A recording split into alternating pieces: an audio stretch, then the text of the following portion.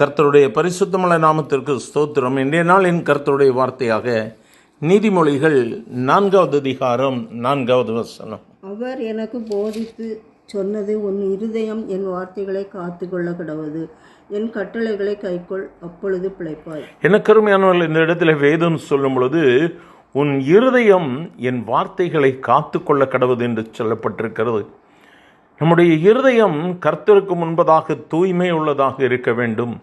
நம்முடைய இருதயம் தூய்மை உள்ளதாக இருக்கும் பொழுது கர்த்தர் நம்முடைய இருதயத்திலே அவர் வாசம் செய்கிறவராக இருக்கிறார். ஆகவே தான் வேதம் சொல்லும் பொழுது எல்லா காவலோடும் உன் இருதயத்தை காத்துக்கொள், அதை நடத்திருந்து ஜீவ ஊற்று புறப்படும் என்று சொல்லப்பட்டிருக்கிறது. எனக்கு அருமையானவர்களே, நம்முடைய இருதயத்தை நாம் காத்து கொள்ள வேண்டியது மிகவும் அவசியம். ஆகவே நாம் நம்முடைய இருதயத்தை காத்து கொள்ளும் பொழுது கர்த்தருடைய வார்த்தை நம்முடைய இருதயத்திலே தங்கக்கூடியதாக இருக்கிறது. கர்த்தருடைய வார்த்தை நம்மிலே தங்கும் பொழுது கர்த்தர் நம்மிலே அவர் வாசம் பண்ணுகிறார்.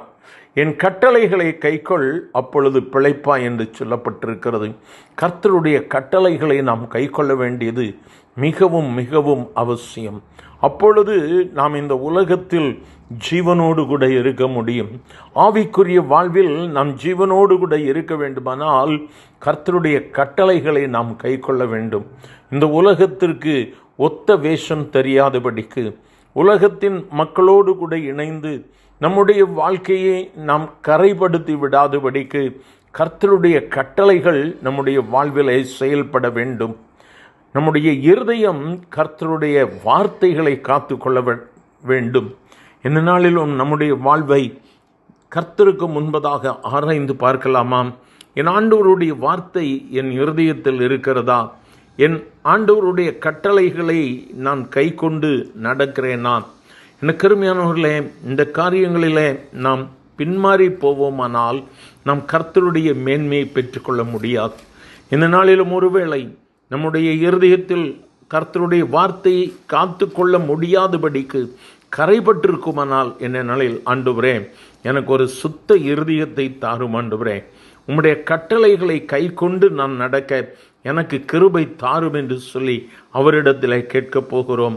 வேதம் சொல்லுகிறது, கேட்கிற எவனும் பெற்றுக்கொள்ளுகிறான். இந்த நாளிலும் கர்த்தர் தம்முடைய மேன்மையை கேட்கிற ஒவ்வொருவருக்கும் கொடுக்க விரும்புகிறார்.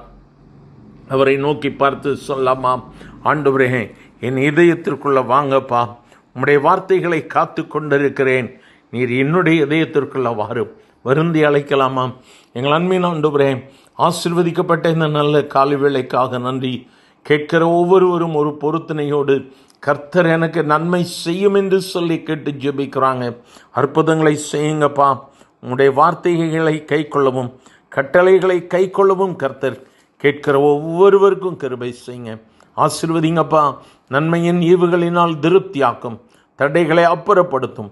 விரும்பி கேட்கிற ஒவ்வொன்றையும் உடைய பிள்ளைகளுக்கு கொடும். இயேசுவின் நாமத்தில் பிதாவே, ஆமேன், ஆமேன்.